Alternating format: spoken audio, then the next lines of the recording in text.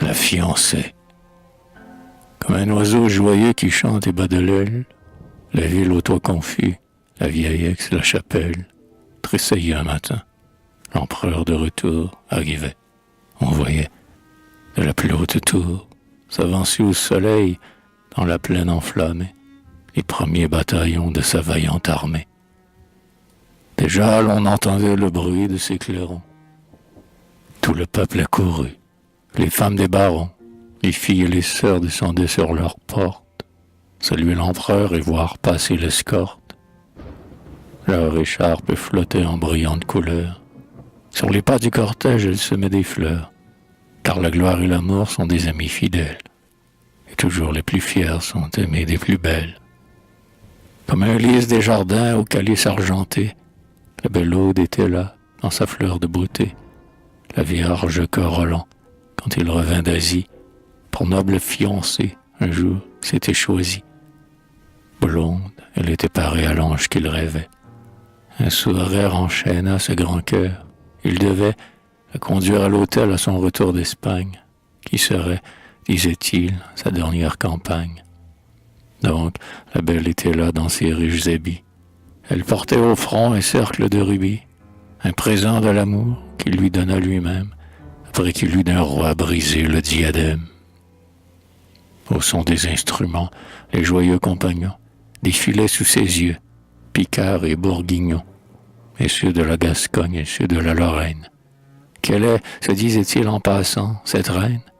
D'où lui vient cette grâce et cette majesté? Elle aura pris sans doute à la moisson d'été la couleur des cheveux qui pendent sous ses voiles. Ses yeux ont volé des rayons étoiles. Au son des instruments, quand tous eurent passé, « Où donc, murmura-t-elle, est mon doux fiancé?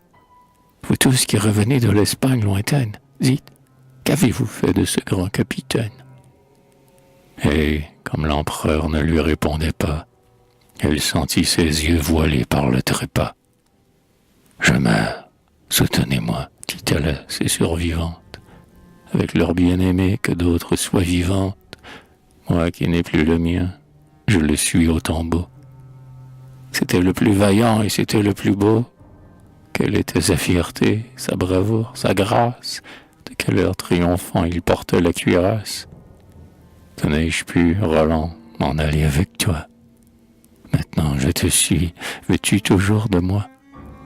Je vous offre mon fils, l'héritier du royaume, lui disait l'empereur, pâle comme un fantôme. Mais elle détourna la tête avec dédain, aimant le fils du roi moins que son paladin. On l'enterra le soir au fond d'une chapelle, les cloches dans les airs, pleurant haut de la belle, accompagnaient en chœur son âme dans l'azur. On lui fit un tombeau du marbre le plus pur, merveille où le ciseau du statuaire habile donna la vie et l'âme à la pierre immobile. On y voyait Roland et ses hardis travaux, ses victoires partout, sa chute à Roncevaux. Dans l'autre bas-relief, c'était le bien-aimé, au passage du roi tombant toute pâmée. C'est là qu'on déposa le virginal cercueil.